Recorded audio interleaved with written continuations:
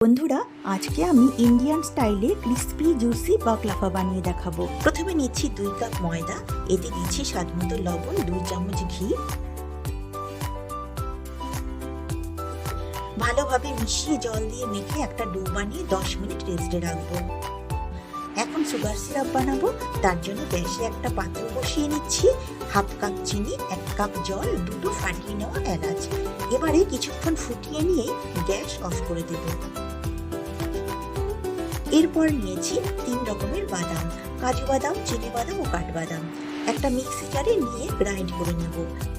এদিকে ময়দার ডো থেকে লুচির মতো ছোট ছোট লেচি কেটে নেব। একটা করে লেচি নিয়ে সামান্য ময়দা ছড়িয়ে ছোট ছোট লুচির মতো করে বেলে নেব। সবগুলো একসঙ্গে বেলে নেব। সবগুলো বেলা হয়ে গেছে। এখন ফ্ল্যাট একটা পাত্র নিয়েছি, এতে কিছুটা ময়দা নিয়ে নিয়েছি। এবারে লুচিতে 2 সাইডে ময়দা লাগিয়ে নেব। সবগুলোতেই 2 সাইডে ময়দা লাগিয়ে নেব। ফাইনালি সবগুলোতে ময়দা লাগানো হয়ে গেলে লুচিগুলো সব একসঙ্গে করে রোলিং পিনের সাহায্যে এইভাবে যতটা সম্ভব বড় করে বেলে নেব। বেলা হয়ে গেছে। এবারের কাজটা সহজ, প্রত্যেকটা শীট খুব সহজেই আলাদা হয়ে যাবে। লক্ষ্য করে দেখুন, শীটগুলো এতটা ট্রান্সপারেন্ট হয়েছে, আমার হাতটা কিন্তু দেখা যাচ্ছে। শীটগুলো সব আলাদা করে নিয়েছি। এরপর একটা বোলে বাদামের গুঁড়ো নিয়ে নেব, আর এতে নেব 3 চামচ গুঁড়ো করা চিনি। ভালোভাবে মিশিয়ে ফিলিংসটা রেডি করে নেব। এবারে একটা করে শীট নিয়ে নেব, নাইফের সাহায্যে এইভাবে কাট করে নেব। এতে 1 চামচ বাদামের মিক্সচার এইভাবে নিয়ে নেব।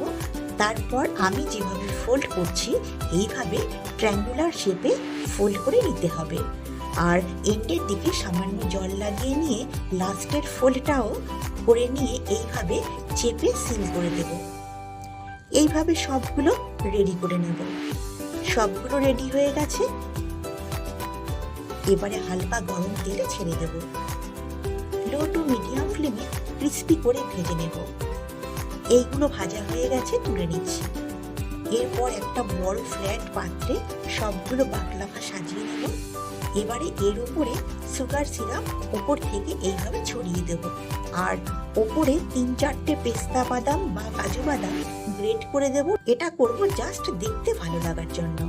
তৈরি হয়ে গেল ক্রিস্পি, ফ্লেকি এবং জুসি বাকলাফা। আর খেতে হয় জাস্ট অসাধারণ।